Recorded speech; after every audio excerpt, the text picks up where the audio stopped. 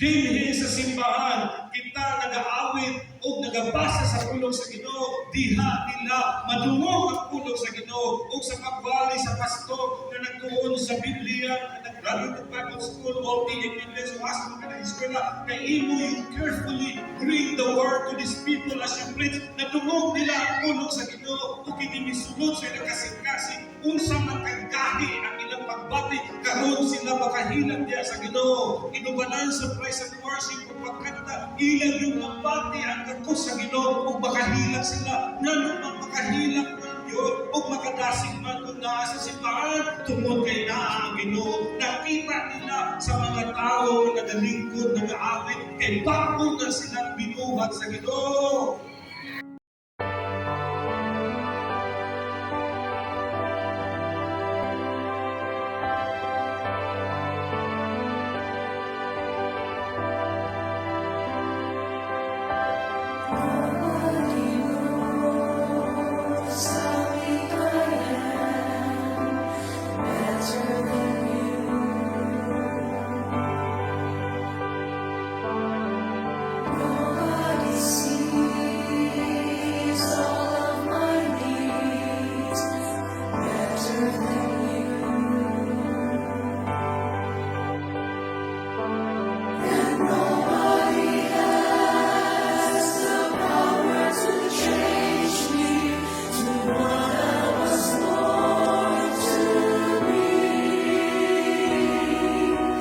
Jesus is strong in my weakness and power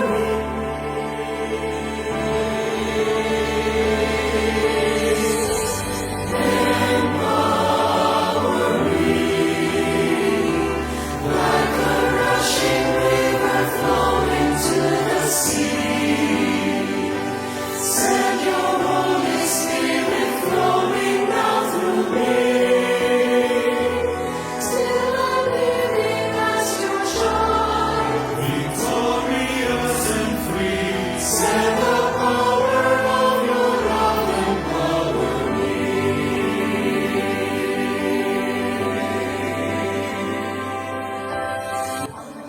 So, mao ni ang mga kandidato for ordination is of General Assembly sa Daraong Pasmen.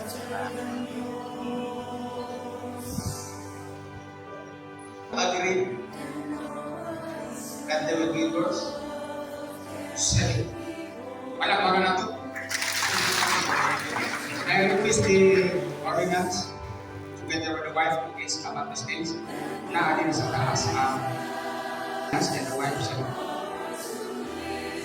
Ginong Diyos, salamat ini lima gusto upang ang ilang mga bati sa buhay ng sa mga na nagpapatuso sa pagkakot ng level na status sa ilang ministry pagkawal ni Diyos.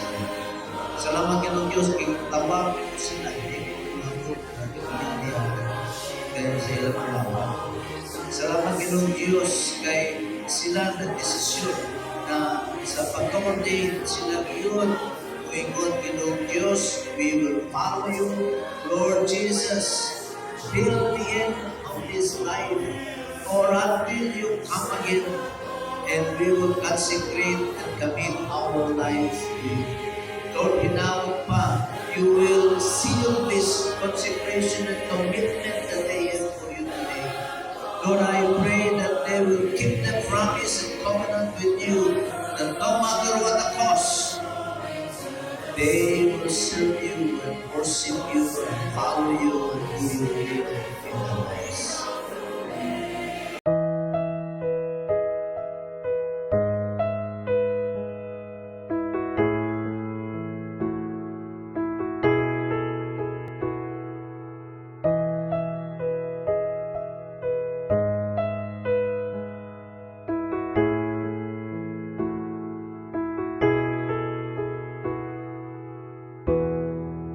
Panginoon, ang nais ko, kagandahan mo ay pagmasdan, ang pag-ibig mo sa'king tugon, kailan may di pababayaan, sa'yo lamang matatagpuan, sa'yo lamang.